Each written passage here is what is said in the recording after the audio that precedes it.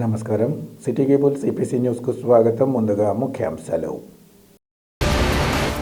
కడప నగరాన్ని ఏమాత్రం పట్టించుకునే అంజద్ బాషా ఎమ్మెల్యేతో పాటు కూటమి ప్రభుత్వాన్ని విమర్శించడం తగదు. మాజీ డిప్యూటీ సీఎంపై టీడీపీ పోలిట్ బ్యూరో సభ్యుడు శ్రీనివాసులరెడ్డి ఆగ్రహం. ముఖ్యమంత్రి చంద్రబాబు తన ఆలోచన ధోరణిని మార్చుకుని సీమ ప్రాంత ప్రజలకు ఇచ్చిన హామీల అమలుకు చర్యలు చేపట్టాలి. వెనుకబడిన జిల్లాల అభివృద్ధి సదస్సులు బొజ్జా దశరామరెడ్డి హితవు. పేద విద్యార్థుల ఉజ్వల భవిష్యత్తును కాంక్షిస్తూ ముఖ్యమంత్రి చంద్రబాబు నాయుడు విద్యాభివృద్ధికి కృషి. మాజీ డిప్యూటీ మేయర్ ఆరిఫుల్లా వెల్లడి.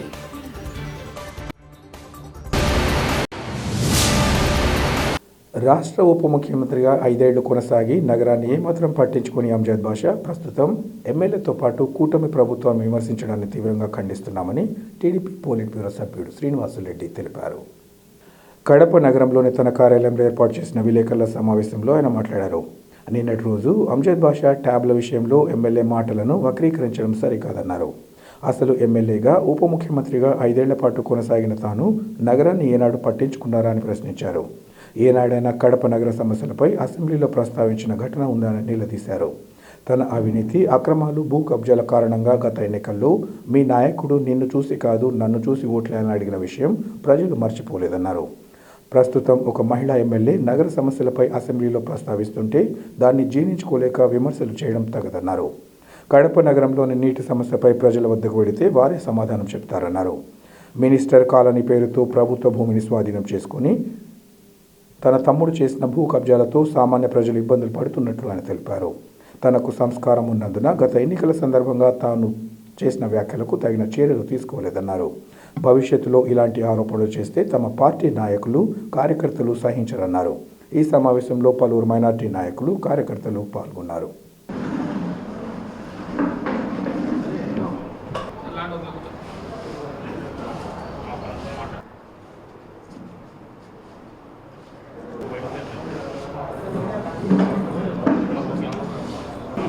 Virus. Okay.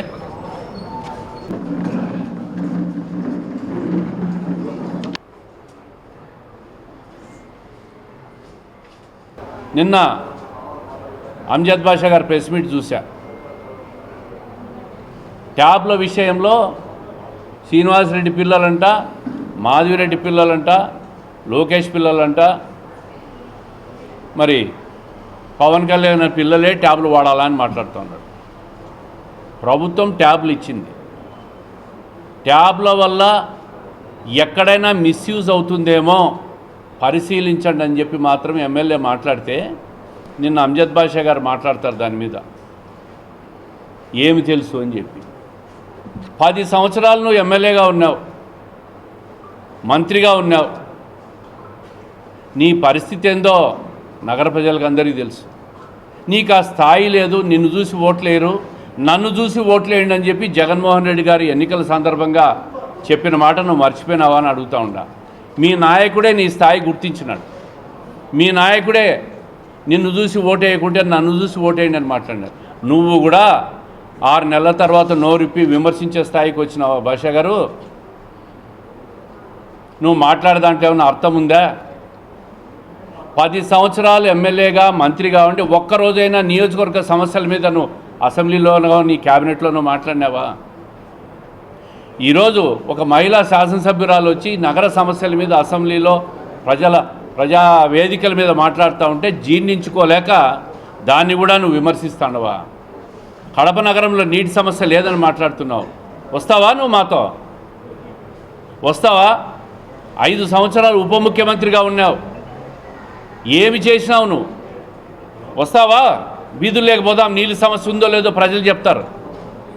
తాగునీటి సమస్య ఉందని మాట్లాడితే సమస్య లేదని మాట్లాడుతున్నావంటే నువ్వు ఈ 5 సంవత్సరాల మంత్రిగా ఉండి ఒక్కరోజు కూడా బజార్లలో, బస్తీల్లో నువ్వు తిరగలే. అందుకే నీకు తెలియదు సమస్య ఉందా లేదా అని. ప్రజలందరూ మొత్తుకుంటూ ఉండరు తాగునీటి సమస్యల మీద. ఆ సమస్య మీద గలమెత్తితే కూడా నువ్వు జీర్ణించుకోలేకపోతూ ఉండవు. నువ్వు చేసిన అవినీతి, అరాచకం, కబ్జాలు, గాంజా పెడ్లర్లకు మద్దతు ఇచ్చిన మనిషివి నువ్వు. నువ్వు కూడా విమర్శలకు పోతే ఇంకా నీకు పుట్టగతులు కూడా ఉండవు. 10 సంవత్సరాలు ఉన్నావు, ఈ 5 నెలలు నిద్రపోయినావా? ఇప్పుడు నోరు తెరిచి మాట్లాడుతూ ఉండవు. ఇదే విధంగా నువ్వు విమర్శించుకుంటా పోతే మీ నాయకుడు రేపు నీకు టికెట్ కూడా అయ్యాడు. నీ కార్పొరేటర్లు నీ గురించి మాట్లాడుతూ ఉంటారు. 15th ఫైనాన్స్ 14th ఫైనాన్స్లో 8% మా దగ్గర కమిషన్లు తీసుకొని మాకు పనులు ఇచ్చినాడని చెప్పి మీ కార్పొరేటర్లు మాట్లాడుతున్న విషయాలన్నీ మేము వింటూ ఉన్నాం. నువ్వు కూడా అవినీతి గురించి మాట్లాడతావా? నీకు అర్హత ఉందా అని చెప్పి నేను అడుగుతూ ఉంటా. మినిస్టర్ కాలనీ వేసినావు, లేఅవుట్లు వేసినావు, లేఅవుట్లలో ప్రభుత్వ స్థలాలు ఆక్యుపై చేసుకున్నావు. ఈరోజు అమాయకులంతా గోడోమని నిన్ను నమ్మి కొనుక్కొని మునిగిపోతానమని చెప్పి వాళ్ళ ఆందోళన చూస్తే బాధ కలుగుతూ ఉంది. సామాన్యులు కూడా మోసం చేసినావు. నువ్వు నీ తమ్ముడు గాంజా పెడ్లర్లను సాకిన మాట వాస్తవం కదా. ఈరోజు నగరంలో తల్లులు వచ్చి మా పిల్లలు నాశనం అయిపోతున్నారని బాధపడుతున్న పరిస్థితిని మనం చూస్తూ ఉంటాం. నీకు చదువు రాదు, సంస్కారం లేదు, నువ్వు ఒక బేవకూఫు. నువ్వు నీ తమ్ముడు ఎన్నికల సందర్భంగా మాట్లాడిన మాటలు నగర ప్రజలు ఎప్పటికీ మర్చిపోరు. నా స్థానంలో ఉండా కాబట్టే, నిన్ను సంస్కారం ఉంది కాబట్టే ఆ రోజు నిన్ను వదిలేసినాం. నా స్థానంలో ఇంకో వ్యక్తినింటే రైల్వే స్టేషన్ నుంచి నకాష్ వరకు, బిల్టప్ నుంచి చిన్నచౌక్ వరకు దున్నపోతుల మీద మిమ్మల్ని ఇద్దరిని ఊరేగించేవాళ్ళు. నువ్వు కూడా మాట్లాడతావా? అవినీతి గురించి మాట్లాడతావా? మేము అవినీతి చేసామని మాట్లాడతావా? నువ్వు కూడా సిగ్గుండాలా. ఏ అవినీతి కోసం అయితే నువ్వు ఈ పనులన్నీ ఆపినావు? దేవుని గడప సుందరీకరణ జీవోలు తెచ్చినావు, ఎందుకు చేయలేకపోయినావు? బుగ్గవంక ఎందుకు చేయలేకపోయినావు? పూర్తి చేయలేకపోయినావు? ఈరోజు 550 కోట్లతో అరబిందోకు తాగునీటి సమస్య మీద ఎన్నికల సందర్భంగా కోడొచ్చే ఒక్కరోజు ముందు జీవో ఇస్తావా? అంటే ప్రజలకు చెవులో పూలు పెట్టేదానికే. అరబిందో వాళ్ళు ఈరోజు కాకినాడ పోర్టులో చేసిన స్కామ్లు, అటువంటి స్కామర్లను తెచ్చి నువ్వు ఈ పన్నులు ఇచ్చి, ఈ పన్నులు మేము తెచ్చినామని చెప్పుకోవడానికే. పనులు పూర్తి చేయగలిగినప్పుడే మీకు దమ్ముంటే మాట్లాడాలి. అవి చెయ్యకుండా అవినీతి పరులను అందరినీ తీసుకొని వచ్చి కమిషన్ల కోసం జీవోలు తీసుకొని వచ్చి అవినీతి చేసి ఇంకొకరిని అవినీతి పరులని మాట్లాడతావా? 5 నెలలు కాలే అధికారం కోల్పోయి, 5 సంవత్సరాలు ఉన్నోళ్ళు మీరు సమాధానం చెప్పాలి. మీరు చేసింది ఏదో చెప్పాలా? ఎస్, ప్రజా సమస్యల మీద మేము మాట్లాడతాం. ప్రజా సమస్యలు చేసేదానికే ఉంది మా ప్రభుత్వం. ఎమ్మెల్యే ఆ దిశగా పనిచేస్తూ ఉంది. ఓర్చుకోలేక ఎమ్మెల్యే మీద మాట్లాడతావు. 14 నుంచి 19 వరకు నేనున్నానంట, నేను అధికారంలో ఉన్నానంట, నేనెందుకు చేయలేదని మాట్లాడతావు. ఇంకా 20 సంవత్సరాల ముందుకు పోయి కూడా మాట్లాడు. నీకు 5 సంవత్సరాలు ఒక హోదా ఇచ్చి డిప్యూటీ సీఎం ఇస్తే నువ్వు చెయ్యలేకపోయి వైఫల్యం చెంది, నీ ముఖం చూసి కాదు నా ముఖం చూసి ఓట్లేయండి అని చెప్పి మీ నాయకుడు చెప్పినప్పుడే నువ్వు పనికిరాని వాడివని తెలీదా? ప్రజలకు అర్థమైపోయింది.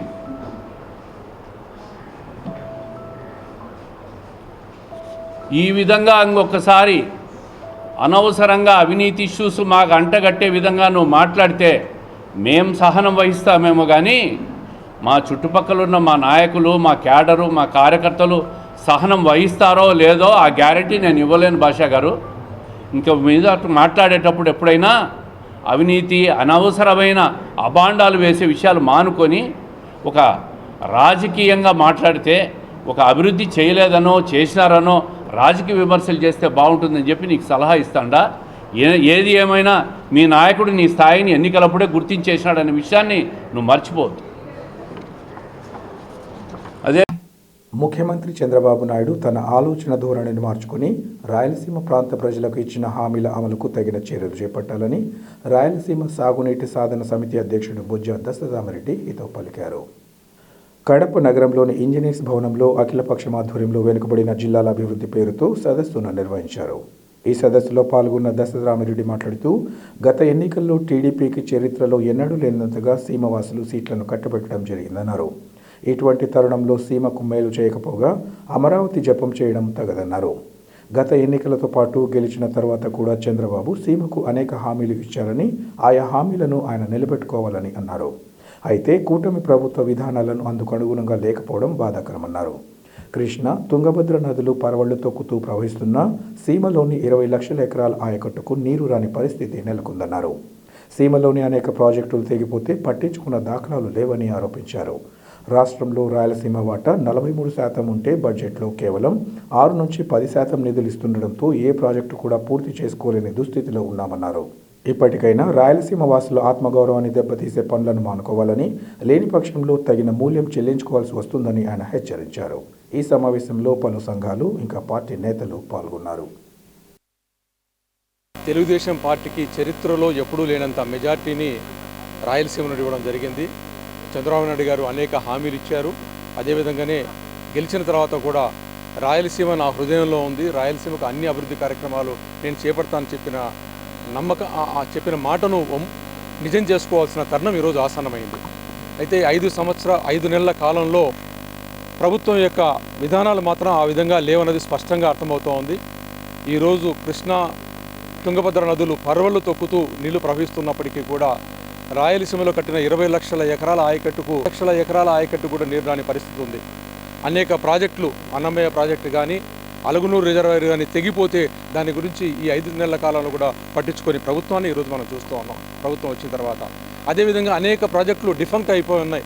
గోరుకల్లు రిజర్వాయర్ కానివ్వండి, లేదా గాలేరు నగిరి ప్రాజెక్టులో ఒక్క చుక్క నీటిని 1 ఎకరాకు నీళ్లు తీసుకోలేని పరిస్థితులు ఉన్నా కూడా దానికి యుద్ధ ప్రాతిపదికన చేయాల్సిన కార్యక్రమాలు కానీ, భూసేకరణ గురించి కానీ కార్యక్రమాలు జరగకుండా వీటిని ఏ మార్పు చేసే కార్యక్రమం లాగా గోదావరి నుండి కృష్ణాకు నీళ్లు మళ్లిస్తే ఒక గేమ్ చేంజర్ అవుతుంది అని చెప్పే మాటలు మాట్లాడుతున్న నేపథ్యంలో ముఖ్యమంత్రి గారికి మేము చెప్తున్నాం. సార్, గత 6 సంవత్సరాల్లో 2019 నుండి ఈ రోజు వరకు కూడా ప్రతి సంవత్సరం 500 నుండి 1000 టీఎంసీల నీళ్లు సముద్రంలోకి పోయాయి. మేము వాడుకోవాల్సిన 20 లక్షల ఎకరాల్లో ఏ రోజు కూడా 5 నుండి 6 నుండి 7 లక్షల ఎకరాలు కూడా వాడుకోలేని పరిస్థితులు ఉంటే వీటి కోసం డబ్బులు ఖర్చు పెట్టండి, ఈ నిధులు ఇవ్వండి అని చెప్పి మేము కోరుకుంటున్నాం.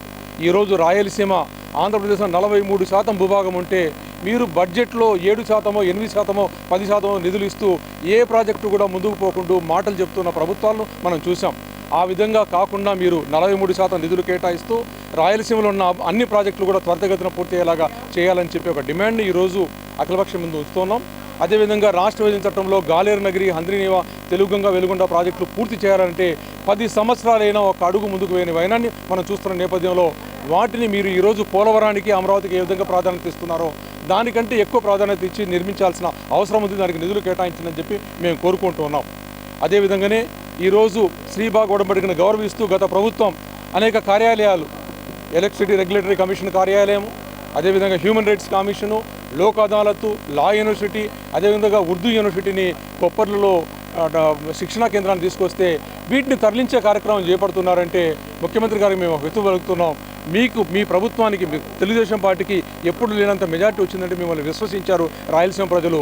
రాజకీయంగా ఇలాంటి ఇబ్బందులు మరలా భవిష్యత్తులో రాకుండా ఉండాలంటే రాయలసీమ ఆత్మ గౌరవాన్ని దెబ్బతీసే కార్యక్రమాలు ఏ కార్యాలయాన్ని కూడా ఇక్కడి నుండి తీసుకుపోతే రాయలసీమ ఆత్మగౌరవానికి దెబ్బ తగ్గుతుందని చెప్పి మీకు తెలియజేసుకుంటున్నాం. అదేవిధంగానే కడప కేంద్రంగా ఉన్న గ్రామీణ బ్యాంకు ఏదైతే ఉందో ఆంధ్రప్రగతి గ్రామీణ బ్యాంకులో అన్ని బ్యాంకులు విలీనమవుతున్న నేపథ్యంలో ఈ కడపల్లి ఈ కార్యాలయం ఉంచాల్సిన అవసరం ఉందని చెప్తున్నాం. అదేవిధంగా పోలవరం కడితే ఒక గేమ్ చేంజర్ అంటున్నారు. పోలవరం వల్ల ఏ విధంగా రాయలసీమ లబ్ధి చెందుతుందో మీరు మాతో డిస్కషన్ చేయాలని చెప్పి మేము కోరుకుంటున్నాం. పోలవరం కట్టినా ఈరోజు పట్టుసీమ కట్టినప్పటికీ కూడా కృష్ణా డెల్టా వాడుకోవాల్సిన నీటిని సముద్రంలోకి పారబోస్తూ పోలవరం నుండి నీళ్లు తీసుకోవడము, శ్రీశైలం నుండి నీళ్లు తీసుకోవడము, నాగార్జునసాగర్లో నీళ్లు తీసుకునే విధానాన్ని జూన్ 18, 19, 2015లో మీరు చేపట్టారు. అంటే రాయలసీమకు వస్తున్న నీటిని, రాయలసీమకే కాదు నెల్లూరు, ప్రకాశం, గుంటూరు నీటిని కూడా కృష్ణా డెల్టా కోసం ఇస్తూ పోలవరం వల్ల గేమ్ చేంజర్ అని చెప్తున్న నేపథ్యంలో మిమ్మల్ని ఎవరో అధికారులు మభ్యపరుస్తున్నారు, తప్పుపరుస్తున్నారు. దాని మీద మాతో డిస్కస్ చేయండి, మమ్మల్ని పిలవండి, చర్చకు పిలవండి అని చెప్పి మేము అప్పీల్ చేస్తున్నాం. కృష్ణా డెల్టాకున్న నీటినంతా సముద్రంలోకి పారబోస్తూ వెనకబడిన ప్రాంతాల నీటిని తీసుకుపోయి వీటినంతా ఎండగట్టుతూ ఎడారికి చేస్తున్న విధానాన్ని మీరు మార్చండి అని చెప్పి కోరుకుంటూ అత్యంత ఈరోజు రాష్ట్ర విభజన చట్టంలో కీలకమైన వ్యవసాయ విశ్వవిద్యాలయాన్ని ఏర్పాటు, కృష్ణానది యాజమాన్య బోర్డు ఏర్పాటును కర్నూలులో చేపట్టాలి, కడప ఉక్కు కర్మాగారాన్ని ఏర్పాటు చేయాలి. ఈ అంశాలు ఏమీ మాట్లాడకుండా రాయలసీమకు సంబంధించిన ప్రత్యేక ప్యాకేజీ ఈరోజు రాయలసీమ బతికి బట్టగట్టాలంటే చెరువుల నిర్మాణం, పునరుద్ధరణ, వాగులు వంకలతో అనుసంధానం, పెన్నా నది పునరుజ్జీవనం, పర్యావరణ పరిరక్షణ చేయాలి. ఇది మీరు పోలవరం వాటన్నిటికంటే కూడా, అమరావతి కంటే కూడా కీలకంగా చేయాల్సిన అవసరం ఉందని చెప్పి మేము భావిస్తున్నాం. ఈరోజు మీరు మాట్లాడుతున్న అమరావతి మాట్లాడుతుంటే ప్రజలు మేము ఈ విధంగా పేపర్లు చదువుతున్న వాళ్ళు అన్న ఒక మాట అడిగారు వాళ్ళంతా కూడా, అన్న అమరావతికి అన్నీ అంటున్న నేపథ్యంలో ముఖ్యమంత్రి గారు అమరావతినే ఒక రాష్ట్రంగా చేసుకుని అన్నీ అక్కడే పెట్టుకోవచ్చు కదా, మిగతా ప్రాంతాంతా కూడా ఒక రాష్ట్రం చేయొచ్చు కదా అన్న ఒక భావన ప్రజల్లో ఉద్భవిస్తోంది. మీరు రాజకీయంగా బాగుపడాలి, రాజకీయంగా ముందుకు పోవాలి, మీ పార్టీ ఇంకా 10 కాలాల పాటు ఉండాలనుకుంటే మీ మైండ్లో కొంచెం ఆ చేంజ్ చేసుకొని అన్ని ప్రాంతాల సమానాభివృద్ధికి చేయాలని చెప్పి ఒక సూచన మీకు చేస్తున్నాం. జై రాయలసీమ, జై రాయలసీమ. ప్రభుత్వ పాఠశాలల్లో చదువుతున్న పేద విద్యార్థుల ఉజ్వల భవిష్యత్తును కాంక్షిస్తూ ముఖ్యమంత్రి చంద్రబాబు నాయుడు ఎనలేని కృషి చేస్తున్నారని కడప మాజీ డిప్యూటీ మేయర్ ఆరిఫుల్లా పేర్కొన్నారు. రాష్ట్ర ప్రభుత్వం తలపెట్టిన విద్యార్థుల తల్లిదండ్రులు ఉపాధ్యాయుల సమావేశాన్ని కడప నగరం 28వ డివిజన్లోని butcher street Urdu upper primary స్కూల్లో నిర్వహించారు. ఈ సందర్భంగా ఆరిఫుల్లా మాట్లాడుతూ ప్రభుత్వ పాఠశాలల్లో విద్యార్హతల నుంచి విద్యోన్నత ఉత్తీర్ణత పెంచి రాష్ట్ర అభివృద్ధికి కృషి చేసేలా ఇటు తల్లిదండ్రులు అటు ఉపాధ్యాయులకు సమన్వయం చేసి ఒకే వేదికపై తేవడం అభినందనీయమన్నారు. రాష్ట్రంలో వైసీపీ ప్రభుత్వ హయాంలో ప్రభుత్వ విద్యార్థులకు తీవ్ర అన్యాయం జరిగిందని అన్నారు. అటువంటి తరుణంలో కూటమి ప్రభుత్వం చాలా వరకు పేద విద్యార్థులు విద్యకు దూరమై చెడు మార్గంలో వెళ్లకుండా కృషి చేయడం జరుగుతుందని తెలిపారు. విద్యాశాఖ మంత్రిగా బాధ్యతలు చేపట్టిన నారా లోకేష్ ఎన్నో సంస్కరణలు తెచ్చి పేద విద్యార్థులకు మెరుగైన విద్య అందించేందుకు కృషి చేస్తున్నట్లు తెలిపారు. ఈ కార్యక్రమంలో టీడీపీ యువ నాయకుడు అబ్దుల్లా, హెచ్ఎం దావూద్, ఇంకా ఉపాధ్యాయులు, విద్యార్థులు, వారి తల్లిదండ్రులు పాల్గొన్నారు.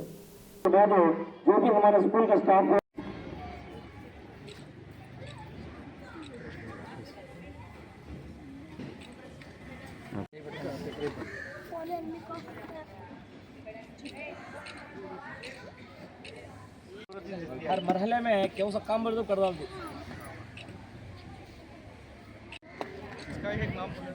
उमेर हम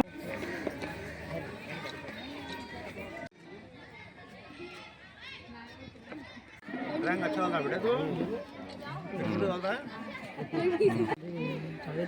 अच्छा पड़ता है नोट ले हाँ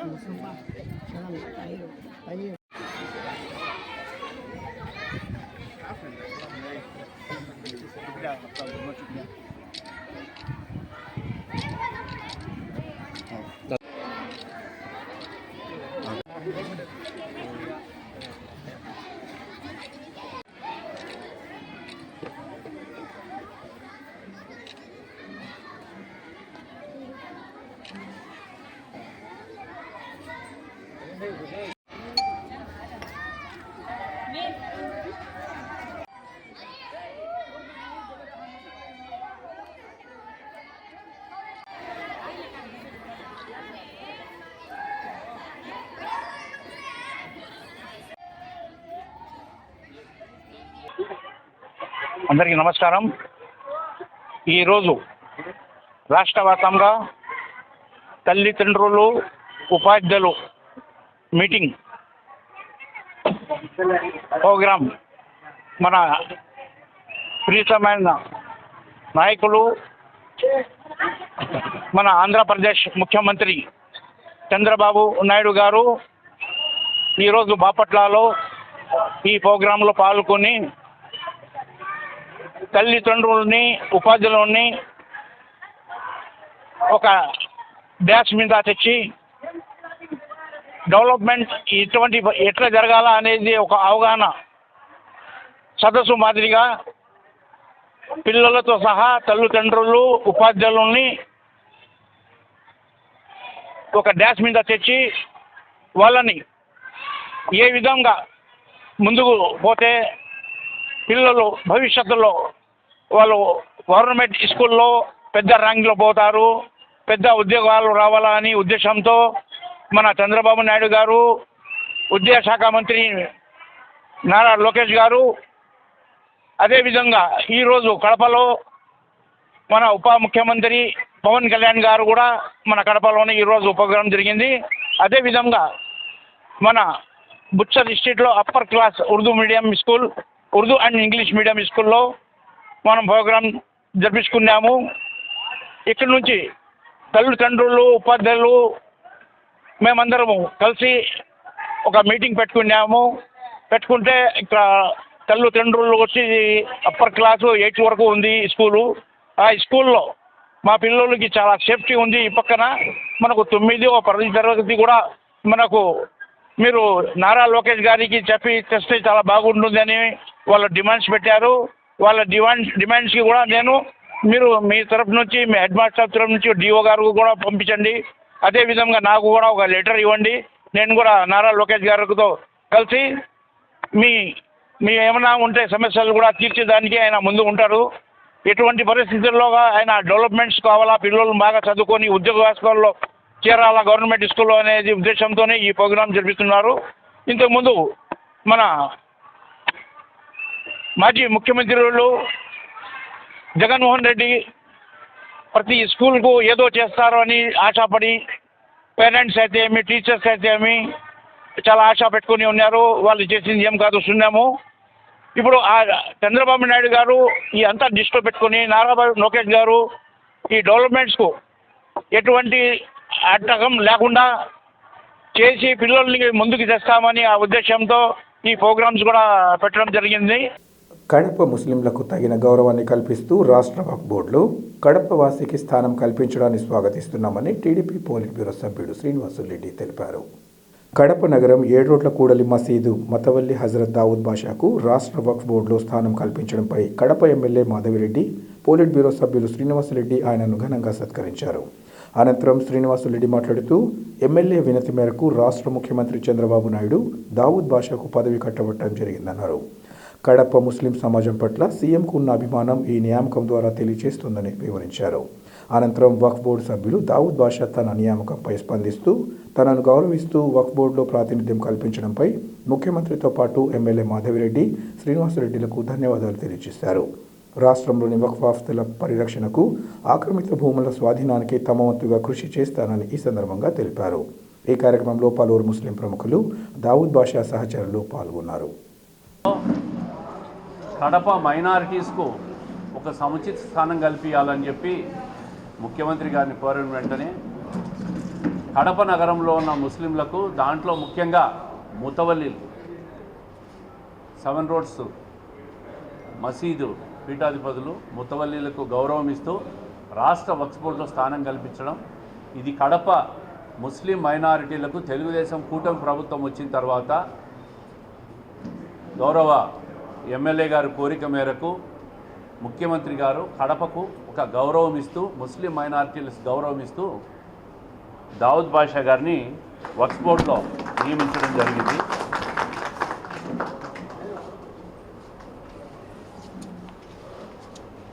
ఎప్పుడైనా ప్రభుత్వం ఇవ్వడంలో ఎప్పుడు ముందుంటుంది. దాంట్లో భాగంగా వక్ఫ్ బోర్డు, ఇది స్టేట్ వాళ్ళల్లో కడపకు స్థానం ఇవ్వడం ఇది ఒక పెద్ద గౌరవం. ముస్లిం మైనారిటీలకు తెలుగుదేశం है। सबसे पहले मैं आंध्र प्रदेश के अर्दिल अजीज़ इज़्ज़त माब चंद्रबाबू नायडू साहब जो आंध्र प्रदेश के सीएम साहब हैं उनका शुक्रगुजार हूँ। उन्हीं के साथ साथ मैं इज़्ज़त माब आली जनाब लोकेश साहब का भी शुक्रगुजार हूँ। उसी के साथ साथ शहर कड़पा के अर्दिल अजीज़ और एमएलए साहिबा और हमारे श्रीनिवास रेड्डी साहिबा का भी शुक्रगुजार हूँ, जो हमारे ऊपर जो है ना मुसलमानों के ऊपर एहसान करते हुए, मुसलमानों के ख़यालात को महसूस करते हुए, जिन्होंने ख़ासकर वक्फ बोर्ड के मामलात को नए सरे से तामीर करने के लिए और मसाजिद, कब्रस्तान, मदारिस और उसी के साथ जो खानखा हैं, जो भी मुसलमानों के इबादतगाह हैं, उसकी हिफाजत के लिए शहर कड़पा में और मुझे हमारी एमएलए साहिबा उनके शोहर जो है मुतयन किए हैं। आपका दोनों का मैं तहे दिल से शुक्रगुजार हूँ। इंशाअल्लाह ताला अज़ीज़ उम्मीद रखता हूँ कि दोनों हज़रात के हुक्म के मुताबिक खिदमत करूँगा और पूरे हिंदुस्तान, पूरे आंध्र प्रदेश में हमारा कड़पा खिदमत के मामले में एक मिसाल पेश करेगा। उसी के साथ साथ मैं कहता हूँ कि आज अल्हम्दुलिल्लाह आंध्र प्रदेश बहुत सुकून से, इत्मीनान से और अमन और शांति से है। और ख़ासकर आंध्र प्रदेश में सीएम साहब आने के बाद जो है ना, और तालीम के वास्ते और हेल्थ के वास्ते और हर चीज़ में टेक्नोलॉजी में आगे लेकर जाने के लिए कौम को, उसमें हिंदू, मुसलमान, सिख सब को साथ लेकर कौमी एकजहती, सुकून, इत्मीनान के साथ आगे बढ़ाते हैं। मैं सीएम साहब का भी, उनके फर्जंद साहब का भी, हमारे हरदिल एमएलए साहबा उनके शोहर का भी तहे दिल से शुक्रगुजार हूँ। इंशाअल्लाह ताला अज़ीज़ भरपूर तरीक़े से खिदमत करते हुए आंध्र प्रदेश की तरक्की में, उसकी तरवीश में और सीएम साहब, एमएलए साहब के साथ में काम करने के लिए मैं तैयार हूँ। अस्सलामु अलैकुम, शुक्रिया। अस्सलामु अलैकुम। మైదుకూరు పట్టణంలో సినీ నటి అనసూయ సందడి చేసింది. ఈ మేరకు మైదుకూరు బస్టాండ్ ఆవరణలో చెన్నా శ్రీనివాసులు, చెన్నా వెంకటేశ్వర ఆధ్వర్యంలో ఏర్పాటు చేసిన సివిఎస్ మౌలిక సిల్క్ షాపింగ్ మాల్ను ఆమె ప్రారంభించి మాట్లాడారు. ఇప్పటికే బద్వేల్, గిద్దలూరు తదితర ప్రాంతంలో షాపులు ఉండి ఇప్పుడు మైదుకూరు పట్టణంలో ప్రారంభించడం సంతోషకరమన్నారు. మైదుకూరు ప్రజలు ప్రొద్దుటూరు, కడప లాంటి పట్టణాలకు వెళ్లకుండా అన్ని రకాల బ్రాండెడ్ దుస్తులు తమ షాప్లోనే లభిస్తాయని తెలిపారు. శ్రీనిధిని అనసూయను చూడడానికి పట్టణ ప్రజలు పెద్ద ఎత్తున అక్కడికి చేరుకున్నారు. ఎలాంటి ఆఫర్స్ ఉన్నాయో లోపలికి వెళ్ళి చూసొస్తాను. కొంచెం వెయిట్ చేస్తే వచ్చాక మాట్లాడదాం. ఓకేనా?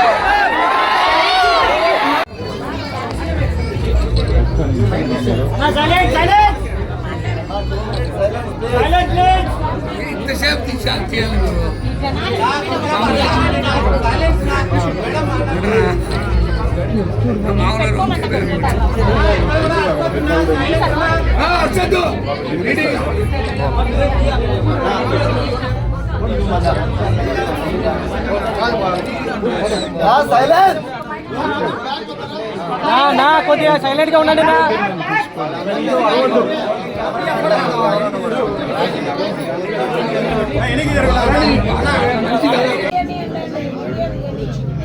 మేడం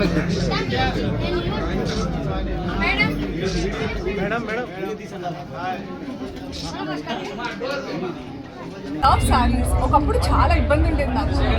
నేను నార్మల్గా చాలా కంఫర్టబుల్ క్లోత్స్ మితంగా నాకు ఇష్టం, హాయిగా ఉంటుంది. బట్ ఈవెన్చువలీ నాకు చీరల మీద చాలా ఇష్టం పెరిగింది. అండ్ స్టోర్ లాంచెస్కి వస్తున్నప్పుడు కూడా ఎంత బాగుంటాయి అనిపిస్తుంది. I don't think there is any other. ఈ ప్రపంచంలో ఎన్ని కల్చర్స్కి వెళ్ళినా, ఎలాంటి సంస్కృతికి వచ్చినా చీరలో ఉన్న అందం ఆడవారికి ఇంకెక్కడా లేదు. నేను ఇది చెప్తా.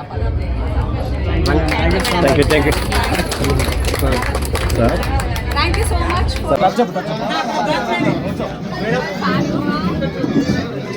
మీకు ఎక్కడి దృష్టి తగ్గకుండా ఇలాగే అందరి ఆడాభిమానాలు పొందుతూ బోర్డుని పెద్ద పెద్ద స్టోర్స్ బోర్డు మందికి ఫ్యాషన్ని అందిస్తూ ఉండాలని మనస్ఫూర్తిగా కోరుకుంటున్నాను.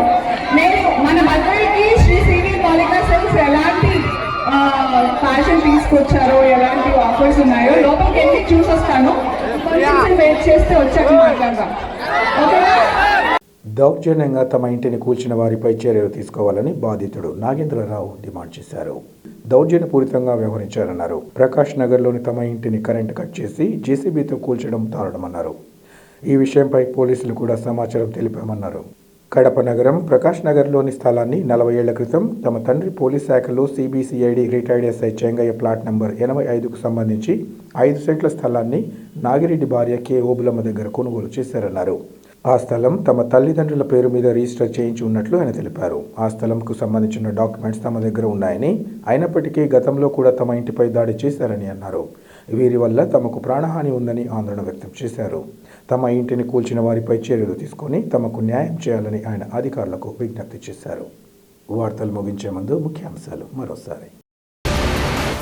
కడప నగరాన్ని ఏమాత్రం పట్టించుకుని అంజాద్ బాషా ఎమ్మెల్యేతో పాటు కూటమి ప్రభుత్వాన్ని విమర్శించడం తగదు. మాజీ డిప్యూటీ సీఎంపై టీడీపీ పోలిట్ బ్యూరో సభ్యుడు శ్రీనివాసులరెడ్డి ఆగ్రహం. ముఖ్యమంత్రి చంద్రబాబు తన ఆలోచన ధోరణిని మార్చుకుని సీమ ప్రాంత ప్రజలకు ఇచ్చిన హామీల అమలుకు చర్యలు చేపట్టాలి. వెనుకబడిన జిల్లాల అభివృద్ధి సదస్సులు బొజ్జా దశరామరెడ్డి హితవు. పేద విద్యార్థుల ఉజ్వల భవిష్యత్తును కాంక్షిస్తూ ముఖ్యమంత్రి చంద్రబాబు నాయుడు విద్యాభివృద్ధికి కృషి. మాజీ డిప్యూటీ మేయర్ ఆరిఫుల్లా వెల్లడి.